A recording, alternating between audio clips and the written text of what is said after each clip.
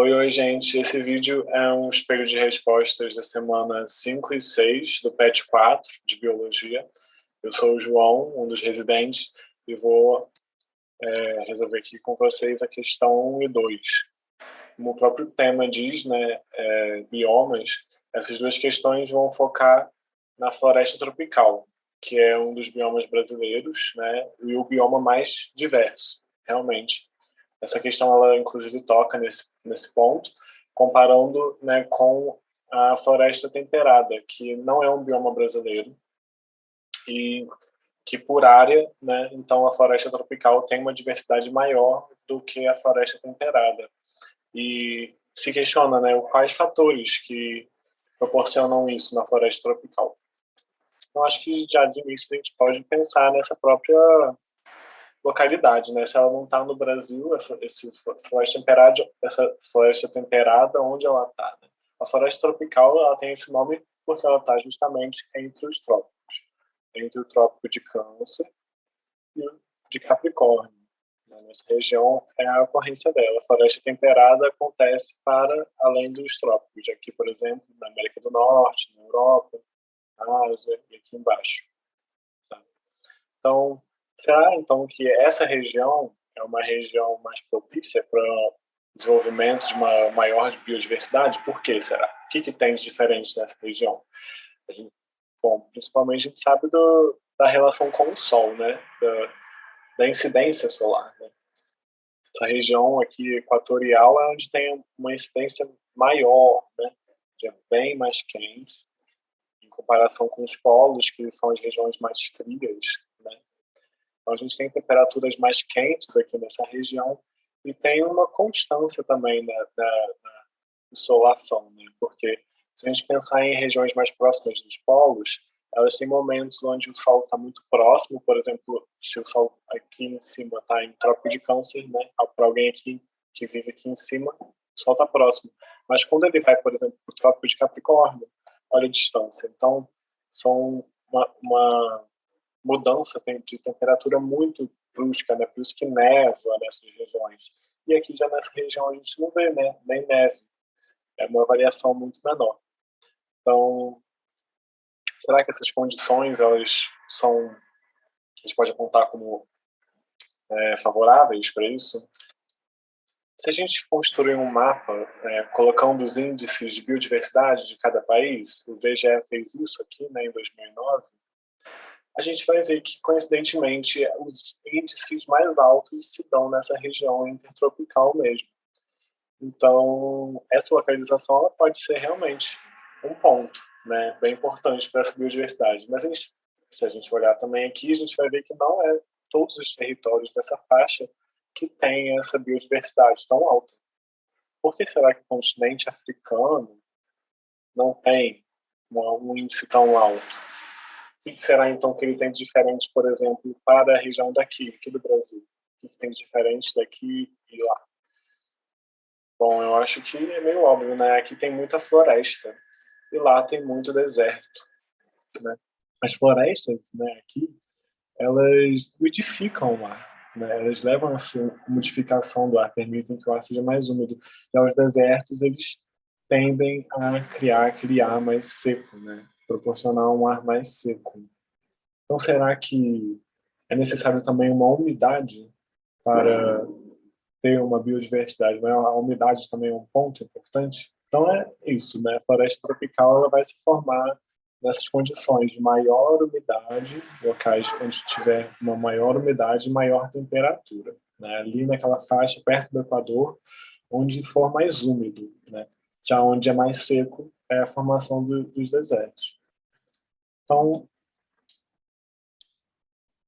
só para mostrar também, mais uma vez, como elas também não se relacionam com altas altitudes, justamente porque em altas altitudes a gente tem uma umidade menor. Né? O ar ele é mais rarefeito, ele é mais difícil de respirar, ele é mais frio também. Né?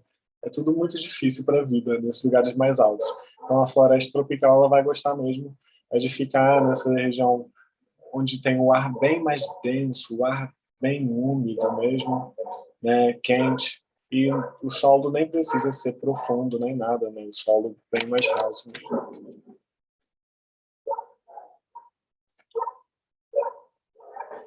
Voltando então aqui ao próprio enunciado, né, que eu trouxe umas imagens para comparar, aqui na esquerda a floresta tropical e aqui na direita a floresta que seria a floresta temperada.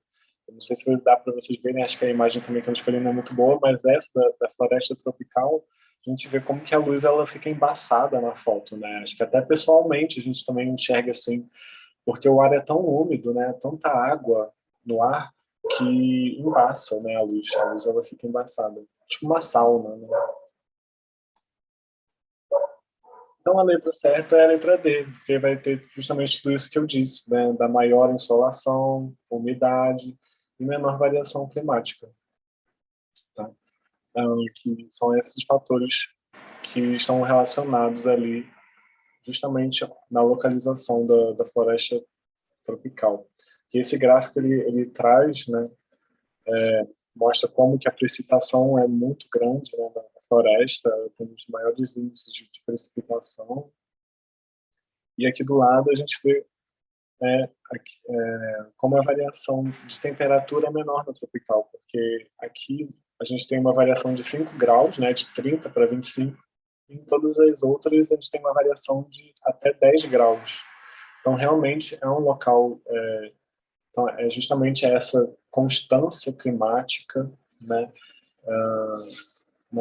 uma insolação grande e a umidade, que são os fatores assim mais queridos pela vida, né? A vida gosta de calor, de umidade e de luz. A gente vai ver isso na próxima questão, inclusive, também. Um outro tipo de forma de vida. Essa aqui só porque ele trouxe algumas alternativas falando, né, sobre ainda não ter uma intervenção humana tão grande na floresta, por isso que ela ainda é biodiversa, ou porque já tem muita preservação, por isso que ela é biodiversa. A realidade é que, por exemplo, nesse estudo de 2000 até 2018, a vegetação natural mais devastada foi a Amazônia, que é a floresta tropical maior, né, do mundo. Então, é o bioma que está realmente em maior risco, na verdade. A intervenção humana ela continua, né, desmatamento, caça, e, na verdade, a preservação ainda está bem complicada.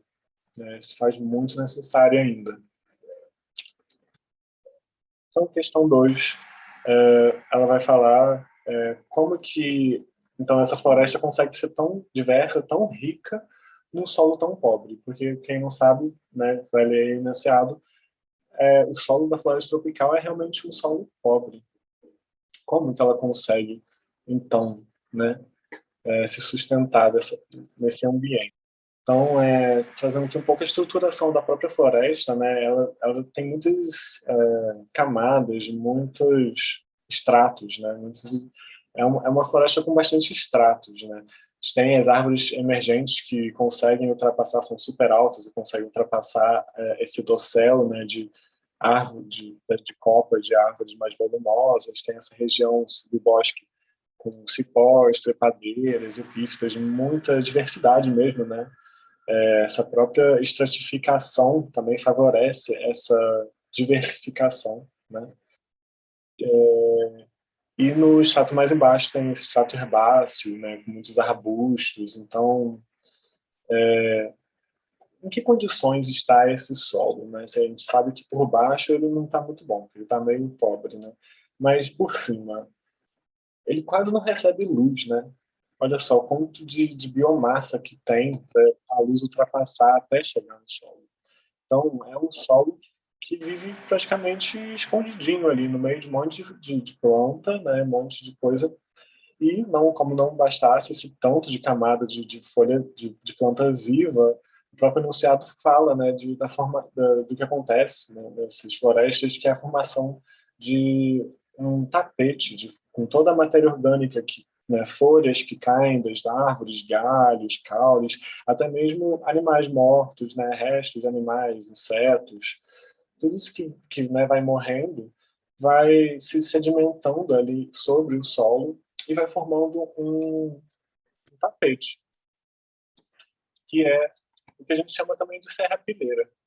Né? O que, que ela é? Uma camada de matéria orgânica, como eu falei, né? Que é, inclusive, uma das vias mais principais de reciclagem de nutrientes, principalmente nesses locais onde o solo é pobre.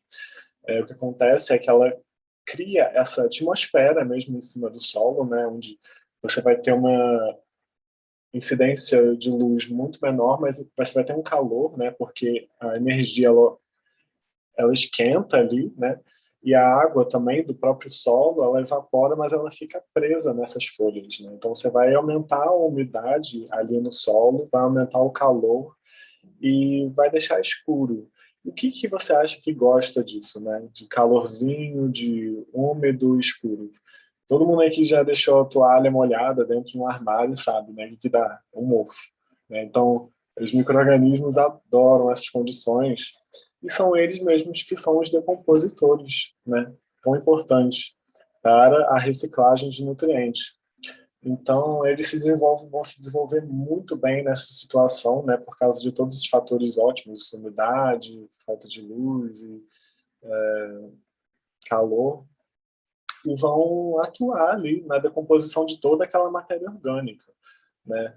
E aí, conforme eles vão decompondo, elas vão ficando cada vez menorzinhas e mais facilmente são absorvidas. E aí, essa matéria orgânica, né, quando ela é degradada, ela já encontra tantas plantas ali, né? Ela já é tão rapidamente absorvida que por isso que o solo também não consegue, enfim, se tornar fértil, né?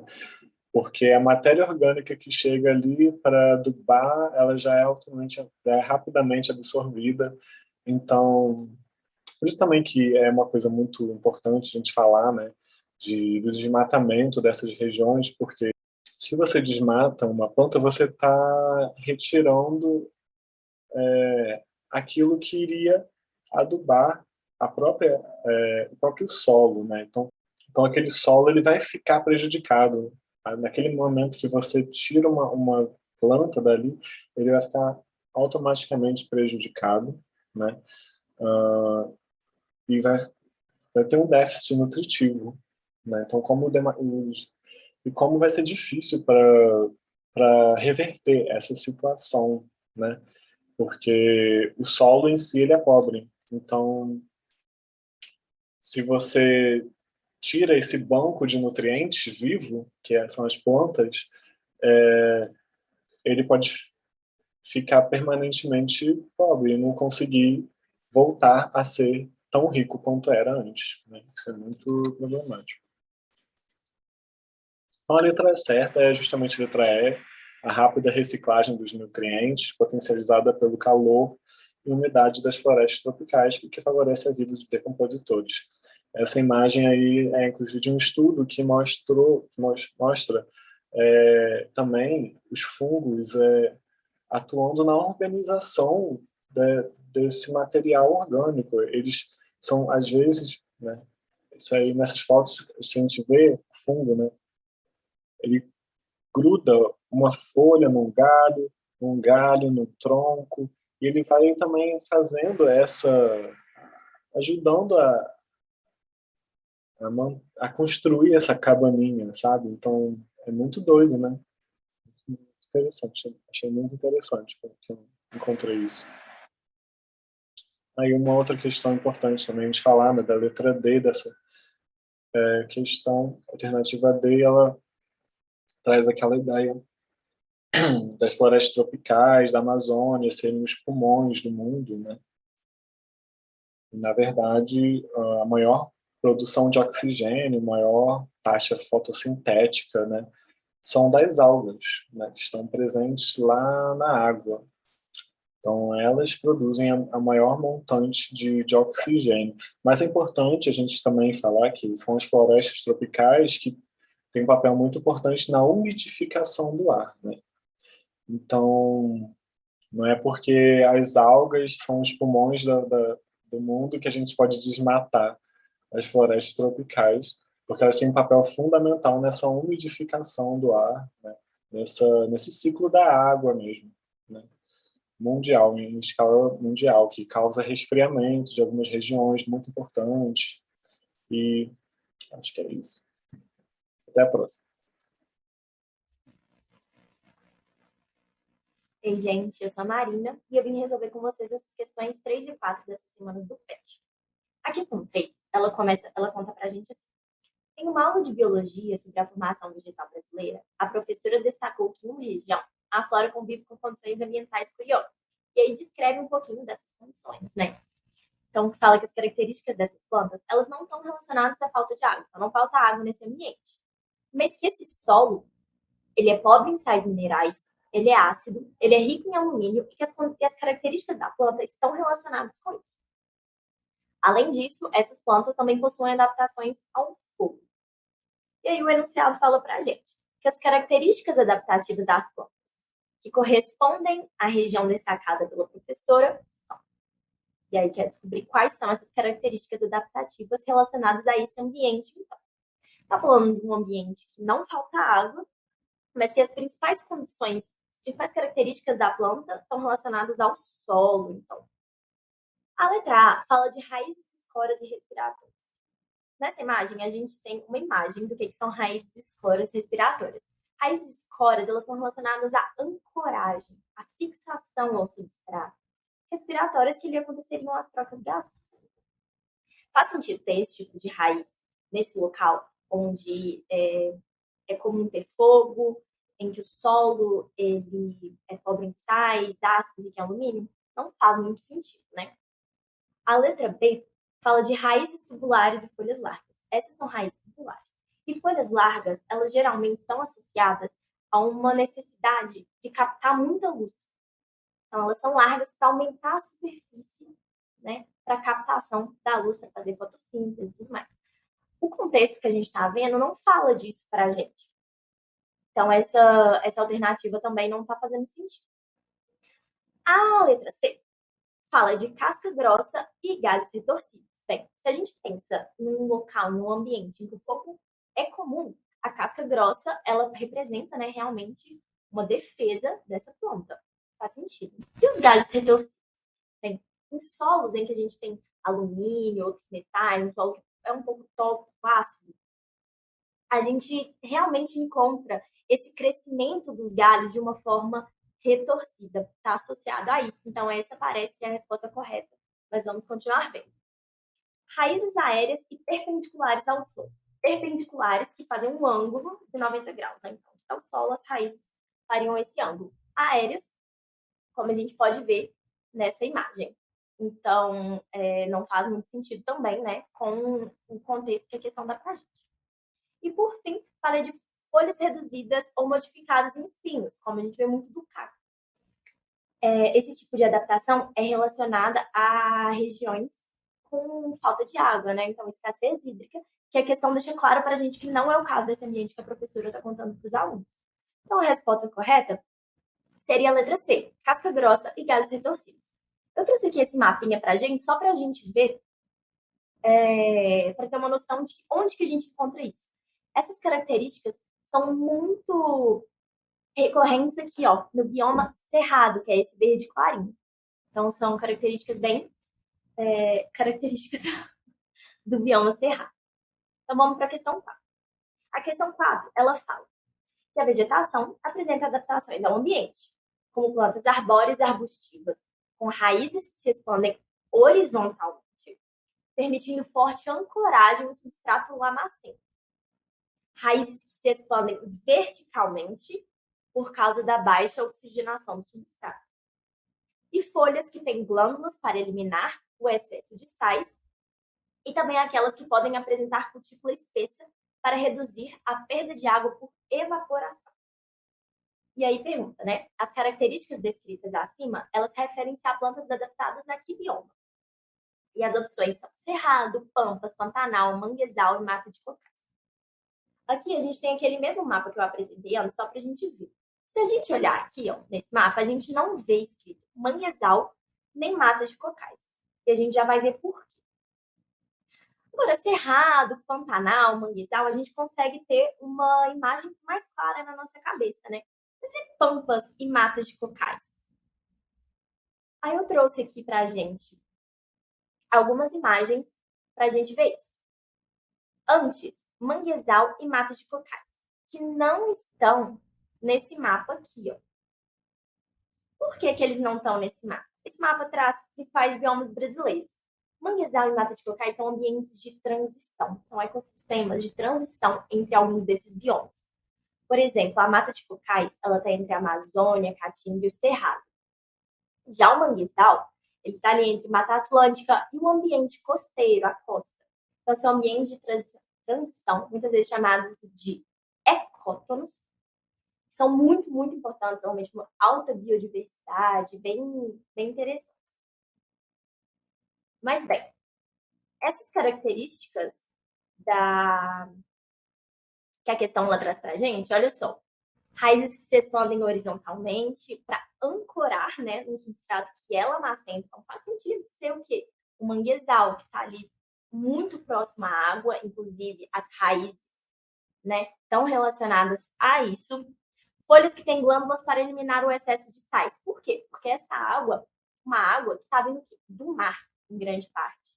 Então, tem uma salinidade alta. E isso não faz bem ali para os organismos. Então, eles têm esse mecanismo de excreção de sal. E a cutícula espessa também para reduzir essa perda de água. Então, todas essas características dizem respeito aos manguezais. Foi isso. Até as próximas vezes.